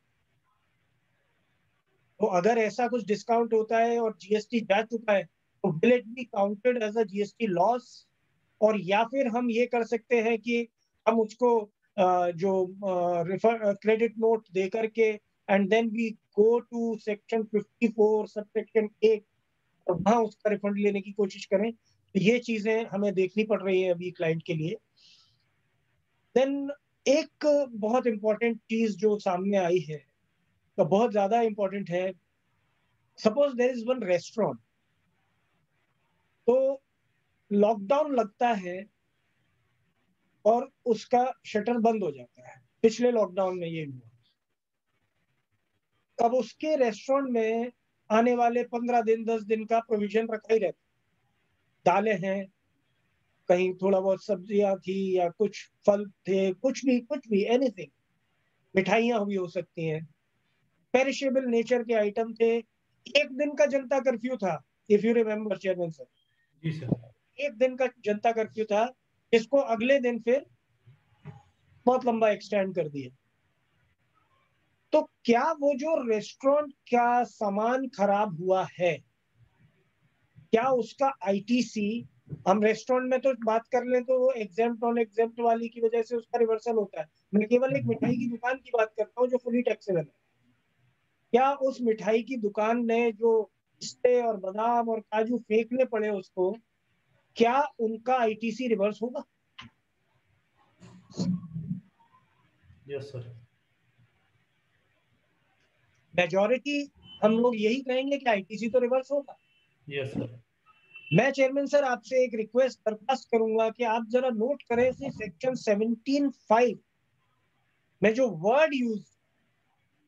वर्ड्स यूज्ड हैं, गुड्स लॉस्ट, स्टोलन, डिस्ट्रॉयड और gifted, written off, and many words. Lost is different from loss. ये प्लीज नोट कर ले मेरे हवाले से। Lost is different from loss. Now here, can we fight a case for our client by stating that it is a natural loss because it was a natural calamity? This loss was bound to happen in the course and furtherance of business. एक तो उसका सामान खराब हुआ, उसकी cost भी गई sir, उस पर जो आईटीसी था वो भी लौटा दोगे। I am not asking you to do anything illegal, but we'll have to give it a thought. Double loss. And तीसरा, उसको सेल नहीं हुआ, उसी सामान का जो इनपुट है वो सामान बनने के बाद बिका नहीं, उसकी कॉस्ट वो कूड़े में चली गई बिकॉज खराब हो गया, और अब आप उसका आईटीसी में लौटवा देंगे। So this issue, Girish Sahab, we will have to address for our clients. This is a very, very important issue. Now, I think एक ये आजकल इशू बहुत चल रहा है सर, कंपोजिट एंड मिक्स्ड। क्या यही दो तरीके हैं किसी ग्रुप ऑफ सर्विसेज या सप्लाईज के लिए? मैं अपनी बात को और क्लियर करना चाहता हूं कि अगर हम एक से ज्यादा सर्विस लेते हैं या एक से ज्यादा सप्लाई करते हैं, तो क्या ये कंपलसरी है कि वो कंपोजिट ही होगी या मिक्स्ड ही होगी? कोई थर्ड नेचर नहीं हो सकता उसका। फॉर एग्जाम्पल मेरा एसी खराब है, तो एसी वाले को मैंने बुलाया, उसने कहा सर इसका एक रोटरी फैन खराब हो गया है, वो मैं डालूंगा, इसमें एक वॉल्व खराब हो गया वो मैं डालूंगा और मेरे 2000 रुपये चार्जेस लूंगा। और 8,000 रुपए का सामान इसमें डलेगा। For example just for example वो सामान 28% रेट में आता है, just for example.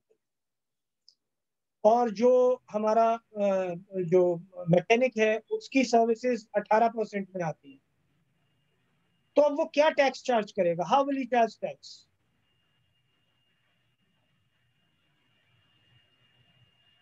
Higher amount. नहीं, दिलीप भाई, हम तो पानी पी के काम चला रहे हैं, आप कैमरा बंद कर करके खा के आ रहे हो यार। सर बहुत भूख लग गई थी।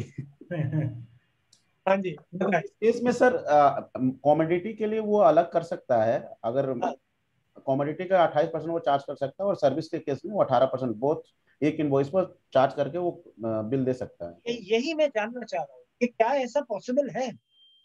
कहीं हम कोई लॉ में इन्फ्रिंजमेंट तो नहीं कर रहे हैं नहीं, कि मिक्स्ड सप्लाई में तो नहीं आ जाएगा ये? क्योंकि मिक्स्ड सप्लाई कहता है supplying 2 or more which are not naturally bundled, तो जो हायर टैक्स होगा वो पूरे पर लग जाएगा। कहीं ऐसा तो नहीं हो जाएगा? नहीं सर, ऐसा तो नहीं होना चाहिए। नहीं, चाहिए तो बहुत कुछ दिलीप भाई, लेकिन अब वही खोजने निकले हम लोग कि आखिर ऐसा कैसे होगा।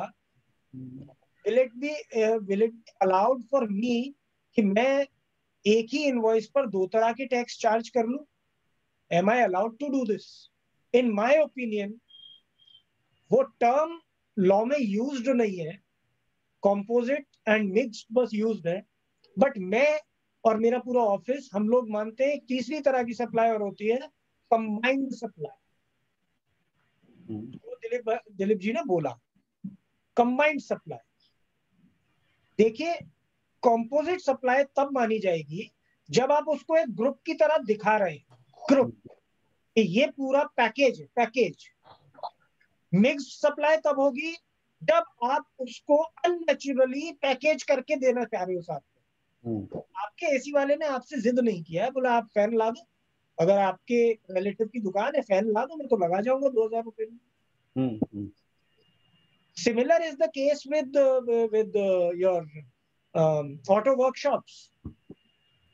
मैं जाता हूँ हेडलाइट लेने, वो हेडलाइट का अलग टैक्स लेता है और सर्विसेज का अलग टैक्स लेता अलग लेता है। जी जी। तो उनके लिए तो क्लियरली सर्कुलर था 4721 ये। हाँ, ऑटो इंडस्ट्री के लिए सेपरेट है service. In fact in shopping malls. ठीक है ना, ये कुछ एक इश्यूज और हैं जिनको मैं बस साथ में ले लेता हूँ। सर एक क्वेश्चन पूछ सकता हूँ? सर वो पूछिए।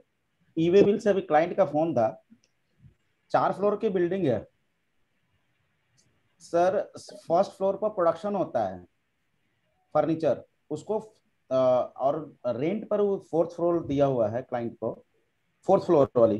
तो इस केस में मतलब कंपनी का ही वो एसेट है, बिल्डिंग है जो 4th फ्लोर रेंट पर दिया गया है, और वो पर्सन का फर्नीचर का भी काम है जिसका ओनर ऑफ द बिल्डिंग है जो कंपनी के नाम पर। इस केस में ईवे बिल कैसे जनरेट होगा सर?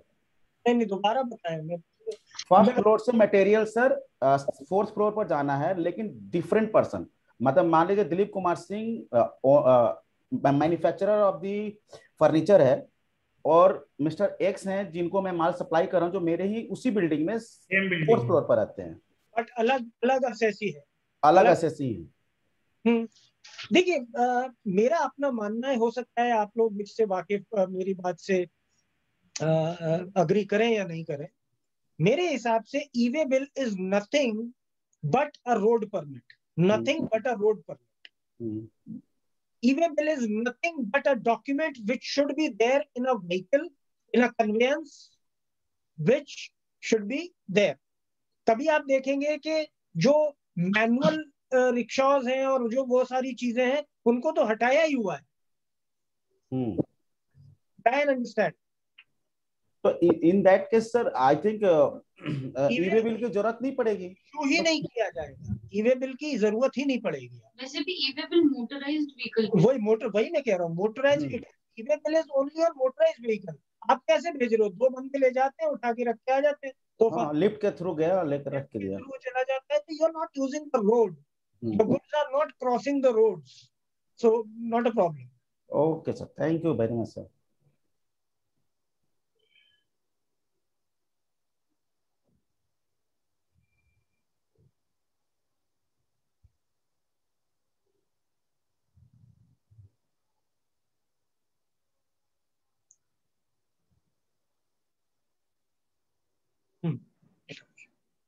आईजीएसटी की एग्जेम्पशन जो ऑक्सीजन कॉन्सेंट्रेटर लोग आजकल इंपोर्ट कर रहे थे अभी कोविड के टाइम पर, जब बहुत ज्यादा प्रॉब्लम्स आई थी हमारे इंडिया में, तो उस टाइम पे ये बहुत ज्यादा क्वेश्चन था कि जब हम इंपोर्ट कर रहे हैं पर्सनल यूज के लिए ऑक्सीजन कॉन्सेंट्रेटर को, तो क्या उस पे आईजीएसटी लगेगा।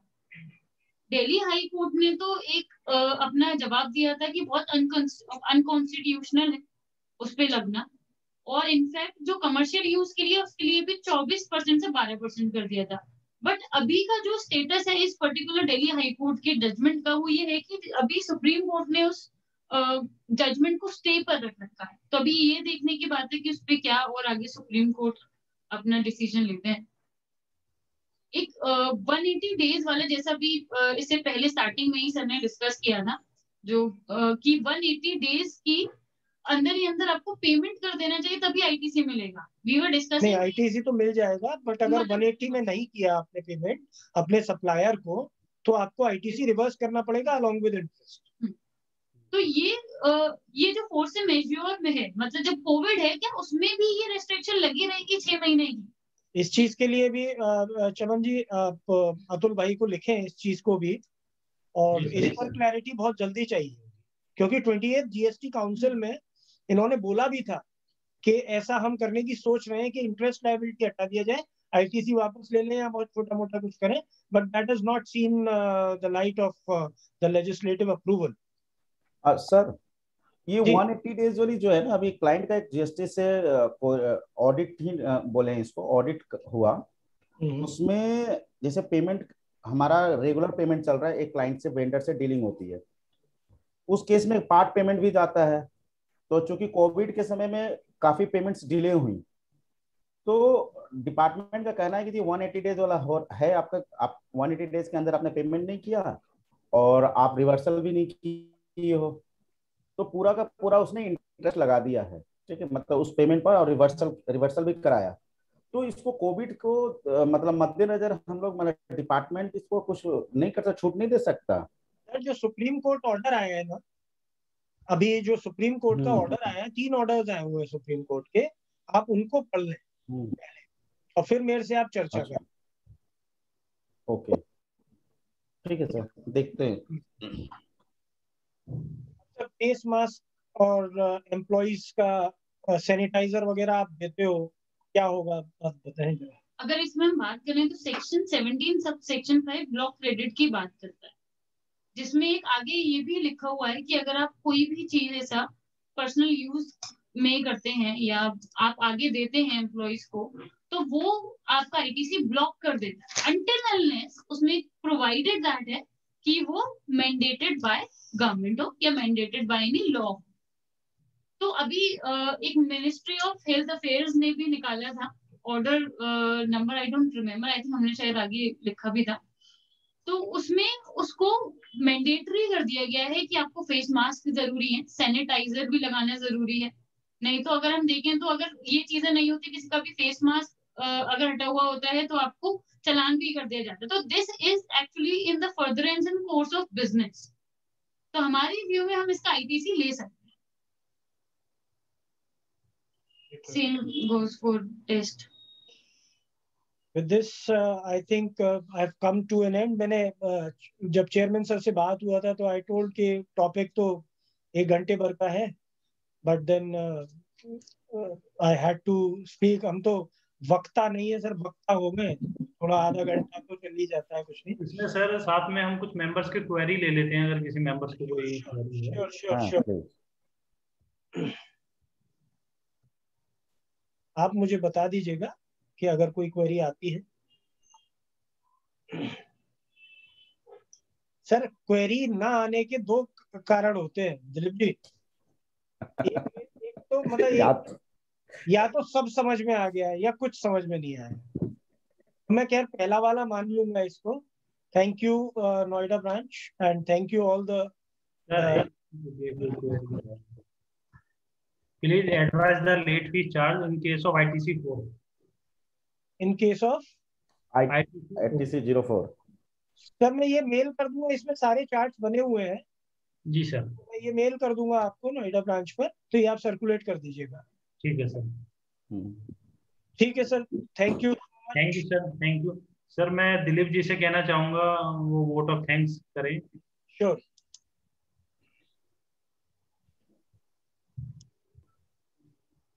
Thank you Chaman sir. सबसे पहले first of all C Brajesh Verma sir को मैं थैंक यू बोलना चाहूँगा कि सर आपने जो जीएसटी की लेटेस्ट अमेंडमेंट है उसको पूरा अच्छे तरीके से बताया, और जितने भी मेंबर हमारे ज्वाइन किए हैं मुझे उम्मीद है कि उनको पूरा का पूरा बेनिफिट इससे होगा।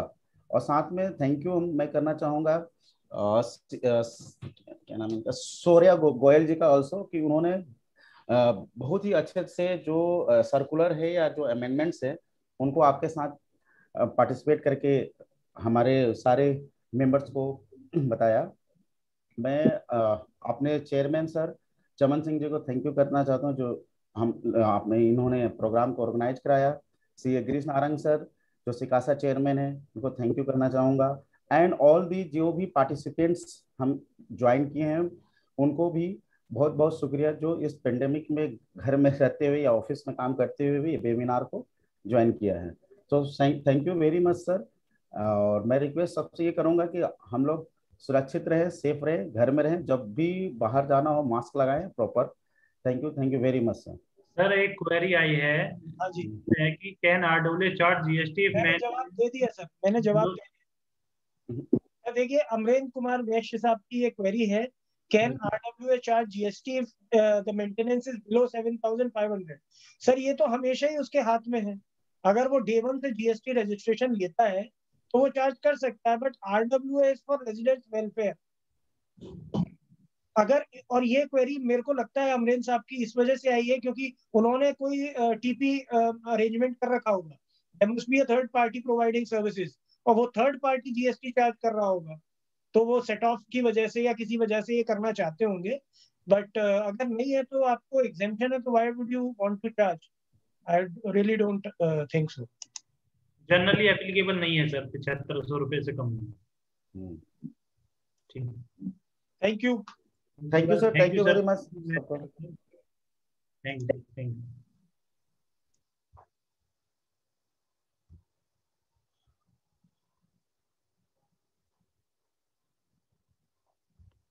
एडमिन मीटिंग क्लोज कर दीजिए।